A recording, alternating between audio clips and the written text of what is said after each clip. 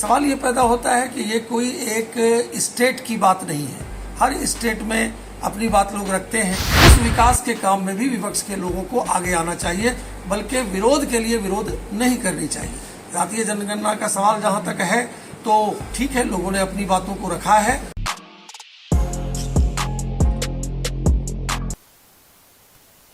जातीय जनगणना को लेकर के जितनी भी बातें चल रही हैं उनमें भारतीय जनता पार्टी एकमात्र ऐसी पार्टी है वो दो खेमे में बटी हुई है। आपको पता है कि जातीय जनगणना को लेकर के भारतीय जनता पार्टी के थिंक टैंक का सोच कुछ अलग है।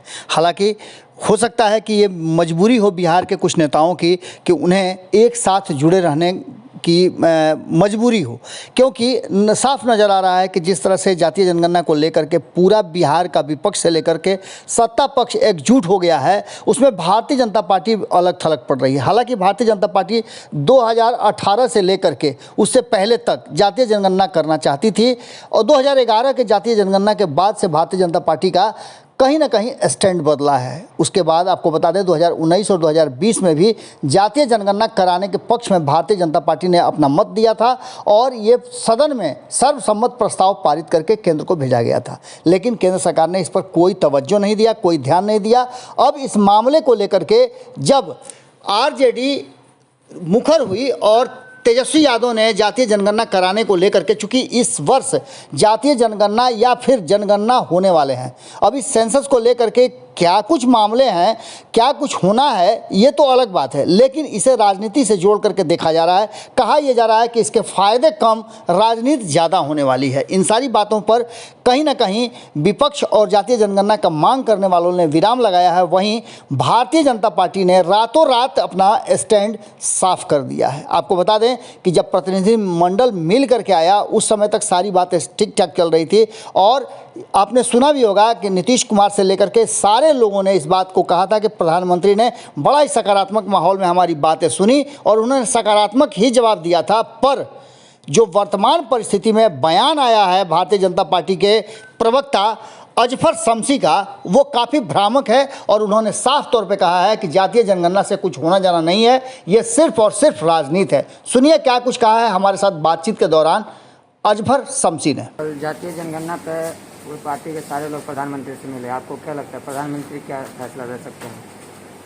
देखिए, ये हर्ष का विषय है, खुशी की बात है कि पूरे बिहार के सत्ताधारी से लेकर के विपक्ष के लोग भी माननीय प्रधानमंत्री जी, देश के मकबूल वजीर आजम और यशस्वी प्रधानमंत्री जी से मिले और प्रधानमंत्री जी ने उनकी बातों को बड़ी गंभीरता से सुना है और प्रधानमंत्री जी का जो निर्णय होगा वो पूरे देश का निर्णय होगा और प्रधानमंत्री जी ने कहा है कि हम इसको देखेंगे। मुझे लगता है कि इंतज़ार करना चाहिए कि माननीय प्रधानमंत्री जी का क्या निर्णय आता है। सवाल ये पैदा होता है कि ये कोई एक स्टेट की बात नहीं है। हर स्टेट में अपनी बात लोग रखते हैं। मैं तो ये कहूँगा कि विपक्ष के लोग ये केवल जातीय जनगणना नहीं बल्कि जो एनडीए के द्वारा और देश के यशस्वी प्रधानमंत्री नरेंद्र मोदी जी के द्वारा जो काम विकास का चल रहा है, चाहे वो देश में चल रहा हो या बिहार में चल रहा हो, उस विकास के काम में भी विपक्ष के लोगों को आगे आना चाहिए, बल्कि विरोध के लिए विरोध नहीं करनी चाहिए। जातीय जनगणना का सवाल जहां तक है तो ठीक है, लोगों ने अपनी बातों को रखा है और माननीय प्रधानमंत्री जी ने उनकी बातों को गंभीरता से सुना है। माननीय प्रधानमंत्री जी का जो निर्णय होगा वो निर्णय सर आंखों पर होगा, पूरे देश के लिए होगा। मुझे लगता है कि उस निर्णय का इंतजार करना चाहिए। आपको लगता है कि जातीय जनगणना होनी चाहिए? देखिए, जातीय जनगणना को लेकर के लोग राजनीति कर रहे हैं, वोट बैंक की राजनीति कर रहे हैं, इसका कोई मतलब नहीं है। आज़ादी के बाद से आज तक जातीय जनगणना पर इस तरह की बातचीत होती रही है, लेकिन उसका रिजल्ट जो है, यानी सही माने में जातीय जनगणना का रिजल्ट जो है वो आया नहीं है। इसलिए वेट करना चाहिए और इस पर राजनीति और वोट बैंक की राजनीति से परहेज करना चाहिए। अगर ये वीडियो पसंद आई और वह बिहार के राजनीति और बिहारियत से सरोकार रखेनी तो सब्सक्राइब बटन दबा के चैनल के सब्सक्राइब कर ली। ओजे एगो घंटी बा, ओकरा बटन दबा देला से कुल सटीक और मारक खबर रुआ मुफ्त में मिल जाई। अगर रुआ पत्रकारिता के हमनी के नया प्रयोग में सहयोग कर चाहतानी तो ज्वाइन बटन दबा दी। पेटीएम नंबर नोट कर ली 9386816700। धन्यवाद।